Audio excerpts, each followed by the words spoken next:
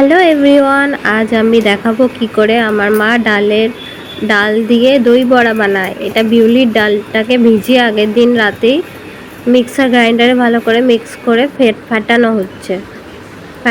ফাটানোর পর একটু নুন দিয়ে আবার ফাটানো হবে। এটাকে ভালো করে ফেটিয়ে নিতে হবে যাতে বড়াগুলো ফ্লাফি হয়। দেখো আমিও একটু ফাটানোর চেষ্টা করছি। মা কড়াইতে তেল গরম হতে দিয়েছে, তেল গরম হচ্ছে। তেল গরম হয়ে গেলে একটা একটা করে বড়া ছাড়বে। একটা একটা করে বড়া ছাড়তে হবে যাতে গায়ে গায়ে না লেগে যায়।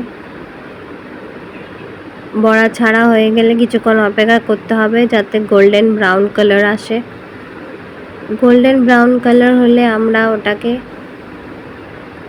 উল্টে আবার গোল্ডেন ব্রাউন দু সাইডে গোল্ডেন ব্রাউন কালার করে ভেজে নেব যাতে দুদিকেই গোল্ডেন ব্রাউন কালার আসে।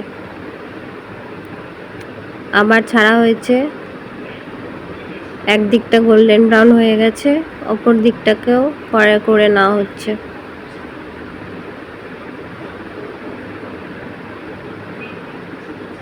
খেতে এত ক্রিস্পি আর এত ক্রাঞ্চি, আমার মনে হয় শুধুই আমি সব খেয়ে নিই। দই দিয়ে খেতে আর ইচ্ছা করে না, মনে হয় এমনিই খেয়ে নিই, এত দারুণ খেতে লাগে। ভিডিও শুরুতেই আমি একটা ক্লিপ দিয়েছি, আমি শুধুই খেয়ে নিই এগুলোকে, এত ক্রিস্পি আর ক্রাঞ্চি হয় খেতে। আমার মা এক এক করে সব বড়াগুলো তুলে নিয়েছে। এই দেখো বাইরের ভিউ। এবার দইটাকে ফাটানো হচ্ছে, চিনি দিয়ে ভালো করে দইটাকে ফেটিয়ে নেওয়া হবে।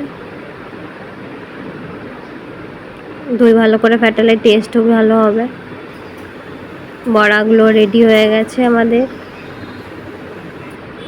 এখানে গরম জল করতে দেওয়া হয়েছে, গরম জল এক এক করে বড়াগুলোকে ডোবানো হবে, ডুবিয়ে রাখা হবে কিছুক্ষণ রাখতে হবে। 30 থেকে 35 মিনিট অবধি রাখলেই হবে। তারপর এক এক করে সব বড়াকে জল সব মুছড়ে নিতে হবে, বের করে নিতে হবে। জলগুলো দিয়ে দই দিতে হবে আস্তে আস্তে। বড়ার মধ্যে এক এক করে দই দিতে হবে।